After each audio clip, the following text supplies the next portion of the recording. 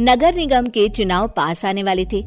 पूरे कानपुर शहर में टिकट को लेकर मारामारी शुरू थी, लेकिन सबसे ज्यादा चर्चा में वार्ड नंबर 40 की सीट थी।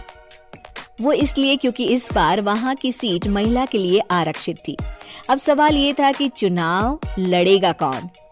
इससे पहले ठाकुर साहब वहां से पार्षद थे और इस बार उन्होंने अपनी पत्नी सीमा ठाकुर को टिकट दिलवाई और ठाकुर साहब की शान के कारण सीमा जी ने 20,000 वोटों से चुनाव जीत लिया।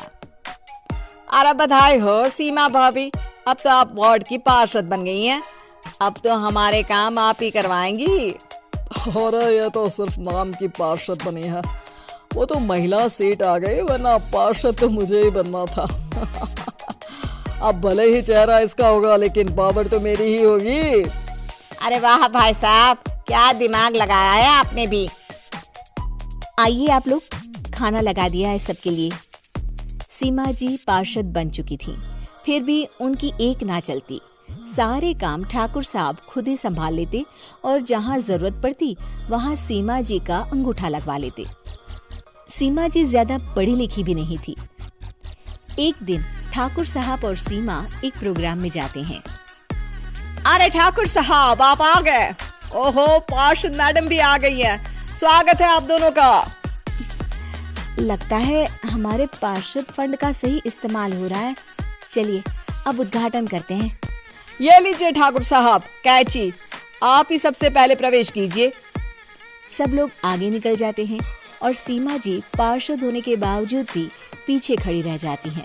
वो देखती हैं कि वेलकम बोर्ड पर उनका नाम है, लेकिन महिला होने के कारण कोई उनका सम्मान नहीं कर रहा। अगले दिन एक आदमी उनके घर आता है। अरे ठाकुर साहब नमस्कार। कल ना हम नोटिस किए कि हमारा घर तो अवैध है और नगर निगम वाले उसे तोड़ने आ रहे हैं। अरे कुछ कीजिए ना ठाकुर साहब। देखो भाई, मैं तो ज्यादा कुछ कर नहीं सकता, पर अगर तुम सबकी जेब गर्म कर दो तो कुछ हो सकता है।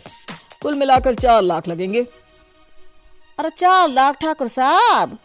अरे भाई, मैं अपने लिए नहीं मांग रहा हूँ। दरोगा है, इंजीनियर बाबू है, बड़े साहब है, सबको देना पड़ता है ना थोड़ा थोड़ा। बोलो है मंजूर? तभी वहां अचानक सीमा जी आ जाती हैं। अरे ये आप क्या कर रहे हैं? पहले इन्हीं लोगों से तो आपने वोट मांगे, अब इनसे ही पैसे ले रहे हो। अरे चुप रहो तुम, तुम्हारा काम है सिर्फ अंगूठा लगाना, तुम वही किया करो। मुझे दूसरे काम तुम मत सिखाओ, समझी? और तुम ना जाओ, अब पैसे लेकर आओ, वरना जेसीबी किसी भी वक्त आती होगी। सब कुछ ऐसे ही चलते रहता है। एक दिन सीमा जी और ठाकुर साहब को एक लोकल मीटिंग में बुलाया जाता है। वहां पर कई और अधिकारी लोग भी मौजूद रहते हैं। अब मैं चाहूंगा कि ठाकुर साहब हमारे बीच 2 शब्द कहें। मेरे प्यारे भाइयों और बहनों, आज मेरा सौभाग्य है कि मैं आप सबकी सेवा दिन रात कर पा रहा हूं। आपने मेरी पत्नी को भारी मतों से जिताया है, इसलिए मैं आप सभी का शुक्रगुजार हूं। मैं आप सबसे वादा करता हूं कि हमेशा की तरह हमारे वार्ड में किसी को कोई तकलीफ नहीं आने दूंगा। सभी लोग तालियां बजाने लगते हैं। अब मैं माननीय पार्षद मैडम को स्टेज पे बुलाना चाहूंगा। अपने नाम को बुलाया सुनकर सीमा जी एकदम चौंक जाती है। उन्हें बिल्कुल उम्मीद नहीं थी कि इतनी बड़ी जगह उन्हें मंच पर बुलाया जाएगा।